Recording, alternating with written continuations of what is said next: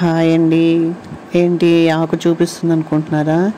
ఇది నేను మా ఇంట్లో పెంచినటువంటి మెంతి కూర. మెంతులతో వస్తుంది కదండి, అది మెంతి కూర.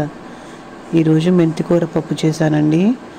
దానికి కావాల్సిన సామాగ్రి అన్నీ చూపిస్తాను. మెంతి కూరని తీసుకొచ్చుకొని సన్నగా కోసి ఒక చిన్న బౌల్లో వేసుకున్నానండి. కాడలు మొత్తం తీసేసి చిన్న బౌల్లో వేసేసుకొని అన్ని లైన్ చేసుకొని సన్నగా నైఫ్ పెట్టేసి సన్నగా లీవ్స్ మొత్తం కట్ చేసేసి చిన్న బౌల్లో వేసేసుకున్నాను. నెక్స్ట్ మిగతా కోసుకొచ్చినవి కూడా అన్నీ ఒక ప్లేట్లో కోసుకొచ్చుకున్నాను కదండి, అవన్నీ కూడా చిన్నవి కట్ చేసి మొత్తం బౌల్లోకి వేసేసుకున్నాను. తర్వాత ఒక ఆనియన్, ఒక టమాటా, చింతపండు అవన్నీ కూడా తీసుకొచ్చుకొని అన్నీ కడిగి పక్కన పెట్టుకున్నానండి.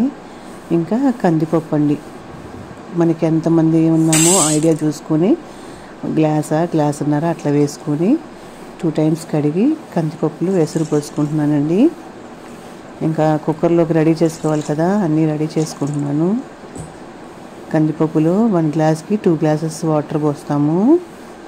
ఇంకా కావాల్సిన ఐటమ్ ఒక టమాటో, ఒక ఆనియన్, మెంతి కూర, చింతపండు అన్నీ పెట్టేశానండి కుక్కర్లో. క్యారేజ్కి రెడీ చేయాలి కదండి బాబుకి, అన్నీ అలా రెడీ చేసేసుకున్నాను.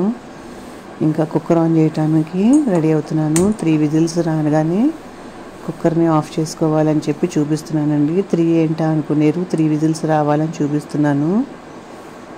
అలా 3 whistles వచ్చి ఆఫ్ చేసినాక ఇంకా తీసానండి. తీసి కందిపప్పు మనం వేసిన ఐటమ్స్ అన్నీ ఉంటాయి కదండి, అవన్నీ తీసి కింద పెట్టుకొని సాల్ట్,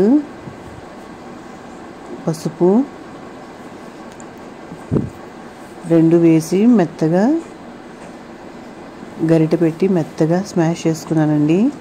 ఇంకా కందిపప్పు, మెంతి కూర, టమాటో, ఆనియన్, చింతపండు, ఉప్పు, పసుపు అవన్నీ వేసి మెత్తగా క్రష్ చేసుకున్నానండి గరిటెతోటి.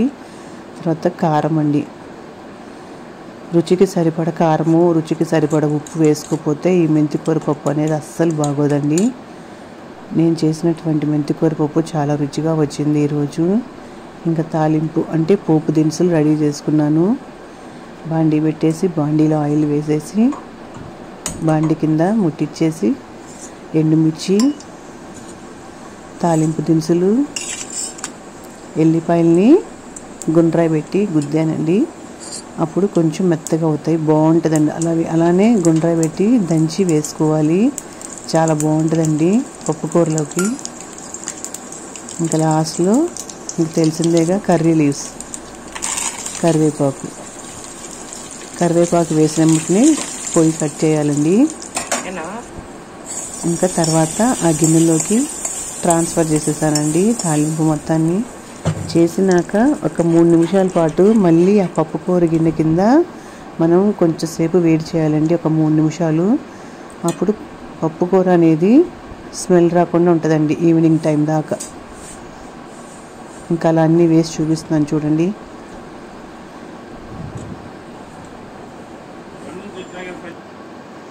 అది మా ఇంటి మెంతికూర పప్పు. ఈరోజు మా ఇంటి మెంతికూర పప్పు. లైక్ చేయండి. Thank you for watching.